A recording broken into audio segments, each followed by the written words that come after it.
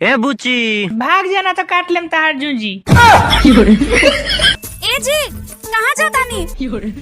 मुँह जाती चलबू। नाराज हो गई नी का? नाराज ना अब हम तो लतीबो करब। दिन भर गाड़ी के पीछे पीछे लगल रही, कहाँ जात हवा का करत हवा। घरे लौट जा नहीं तू खा ले झटवा तोहार हम। मत रोवा मत रोवा। अरे मूत रोवा मूत रोवा। अरे मूत रो।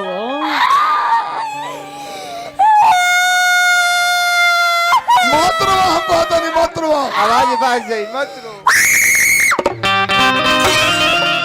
तोरा बहिनी का अंडरवियर पहिरा। क्या बात में बोल। रोवा मत रोवा मत।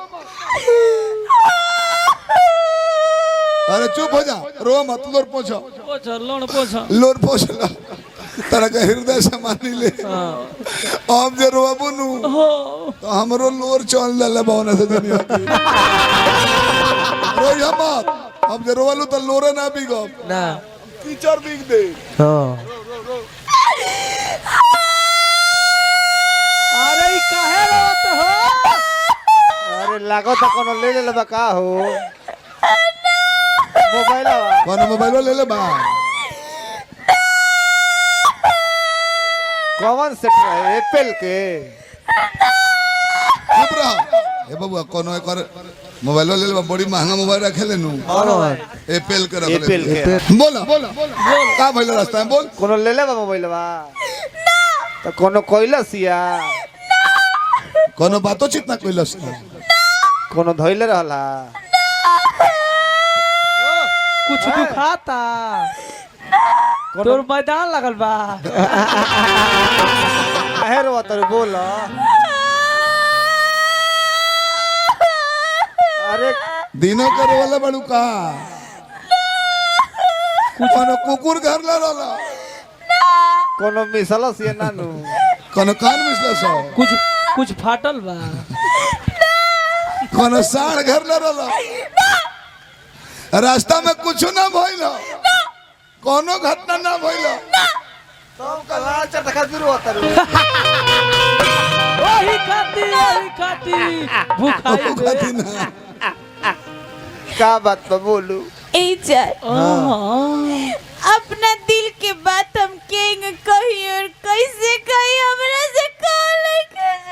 मुंह से नु कहबो कि गाड़ी से कहबो। ए चल हमार मम्मी पापा हमार जबरदस्ती शादी सेट करा देले बड़े। लड़का से ना भैंसा से। बोलू बढ़ी है।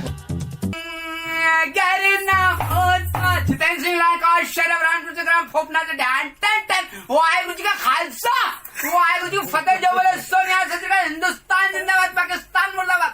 तेरा गम अगर ना होता हो तेरा गम अगर ना होता तो शराब में न पीता।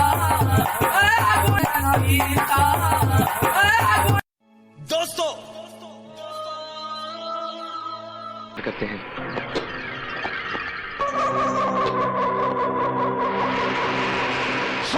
मामा जी